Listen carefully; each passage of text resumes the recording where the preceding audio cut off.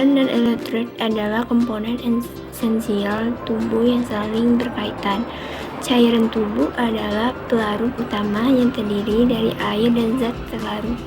Sementara elektrolit adalah mineral bermuatan listrik seperti natrium, kalium, kalsium yang terlarut dalam cairan tubuh. Keduanya berperan penting dalam menjaga keseimbangan cairan tubuh, mengatur fungsi saraf dan otot, menjaga detak jantung yang stabil, serta mendukung proses kimia dan metabolisme tubuh. Ketidakseimbangan kadar cairan atau elektrolit dapat menyebabkan masalah kesehatan serius. Apa itu cairan tubuh? Cairan tubuh adalah larutan yang sebagian besar terdiri dari air sebagai pelarut dan sebagai zat terlarut, termasuk elektrolit.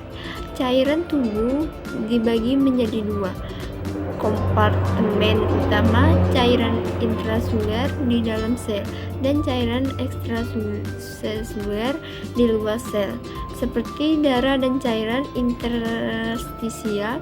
Fungsi cairan tubuh meliputi transportasi oksigen, pengaturan suhu tubuh, pencernaan dan transportasi nutrisi, serta pembuangan limbah.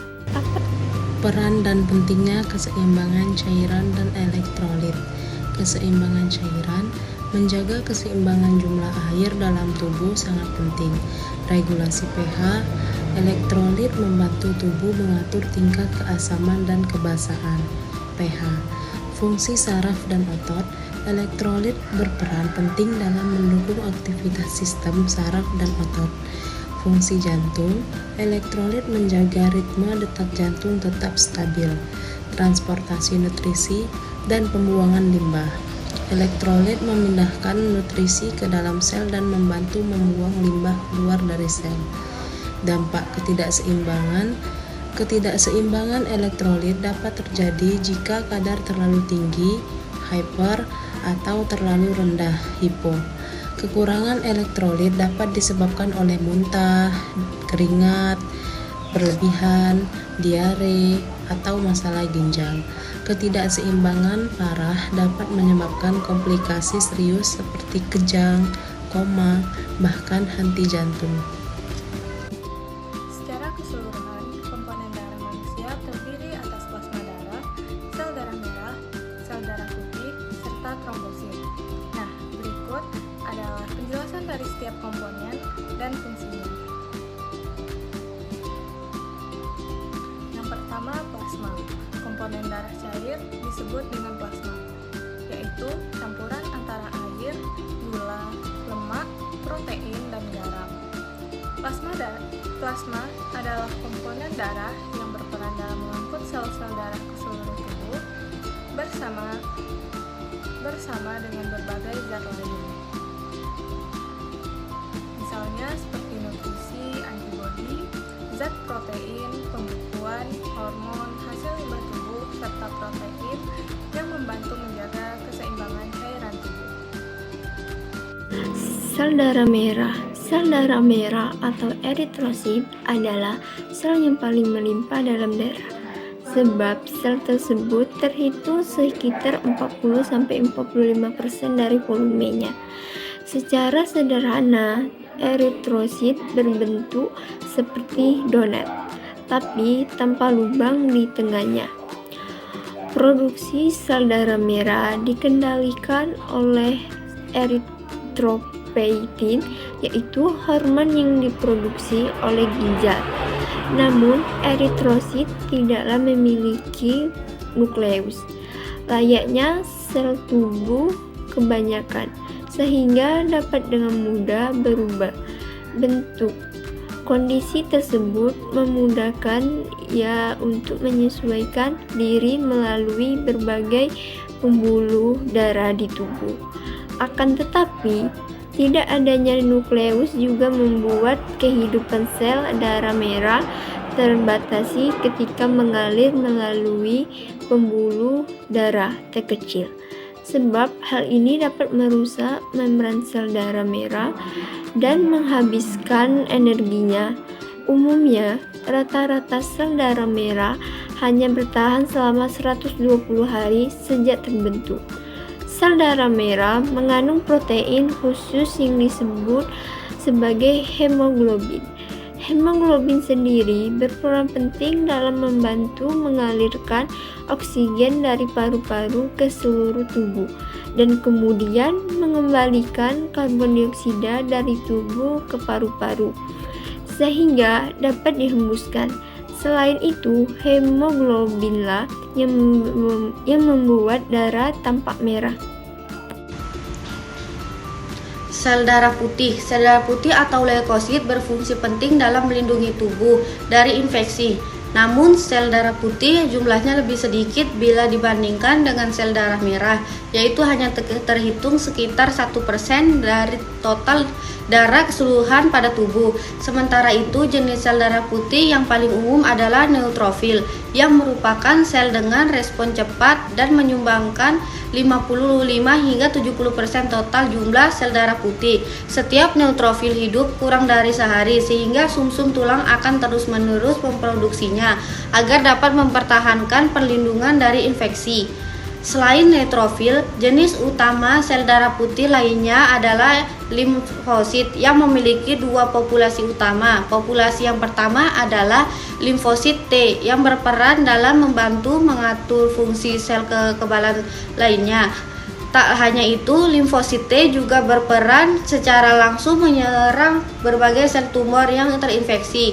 Populasi kedua adalah limfosit B yang berperan dalam membuat antibodi dalam bentuk protein khusus. Protein tersebut nantinya akan secara khusus menargetkan virus, bakteri, dan mikroorganisme yang lainnya. Trombosit atau platelet tidaklah seperti sel darah merah atau putih, sebab trombosit sebenarnya bukan sel melainkan pigmen sel yang lebih kecil. Komponen darah yang satu ini berperan dalam membantu proses pembekuan darah atau koagulasi. Proses tersebut terjadi dengan berkumpulnya trombosit di area cedera atau luka dengan menempel pada lapisan pembuluh darah yang terluka. Proses tersebut akan menghasilkan bekuan pimprin yang berfungsi untuk menutupi luka dan mencegah darah bocor keluar.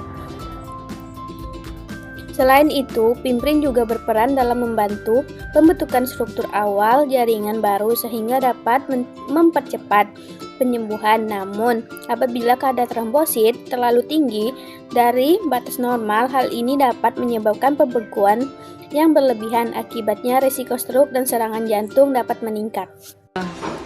Hematopoiesis adalah proses pembentukan dan pematangan semua jenis sel darah, termasuk sel darah merah, eriterosit, sel darah putih, leukosit, dan trombosit, yang terjadi terutama di sumsum tulang. Proses ini dimulai dari sel punca hematopoietik atau HSC multipoten yang dapat memperbarui diri dan berdiferensiasi menjadi sel progenitor, lalu menjadi sel darah dewasa yang berfungsi untuk mengangkut oksigen, melawan infeksi, dan membantu pembekuan darah. Proses hematopoiesis sel punca hematopoietik atau HSC ini adalah sel induk yang sangat fleksibel, tidak terikat garis keturunan, dan memiliki kemampuan untuk melakukan pembelahan diri tanpa batas. Perkembangan progenitor HSC memperbarui diri dan kemudian dapat berkembang menjadi sel progenitor yang memiliki tujuan spesifik. Proses hematopoiesis sel punca hematopoietik atau HSC ini adalah sel induk yang sangat fleksibel, tidak terikat garis keturunan, dan memiliki kemampuan untuk melakukan pembelahan diri tanpa batas. Perkembangan progenitor HSC memperbarui diri dan kemudian dapat berkembang menjadi sel progenitor yang memiliki tujuan spesifik. Diferensi garis keturunan. Sel progenitor akan terus bertambah banyak melalui serangkaian langkah dan akhirnya berkembang menjadi sel-sel khusus. Ada dua jenis sel progenitor utama.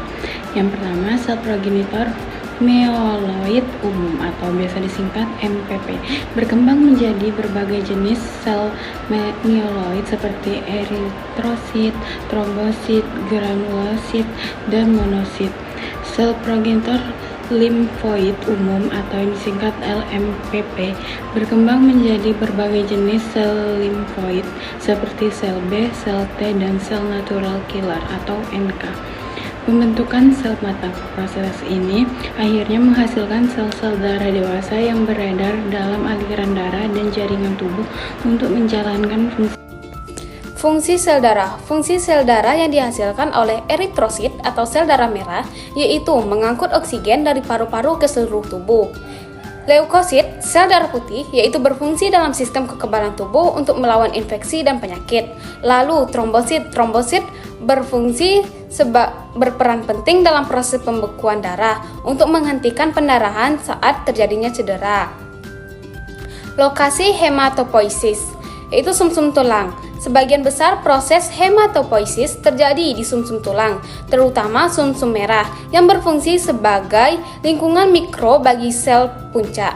Fase perkembangan pada masa embrionik, hematopoiesis juga terjadi di organ lain seperti kantung kuning, telur, dan hati sebelum sumsum tulang mengambil alih fungsi tersebut.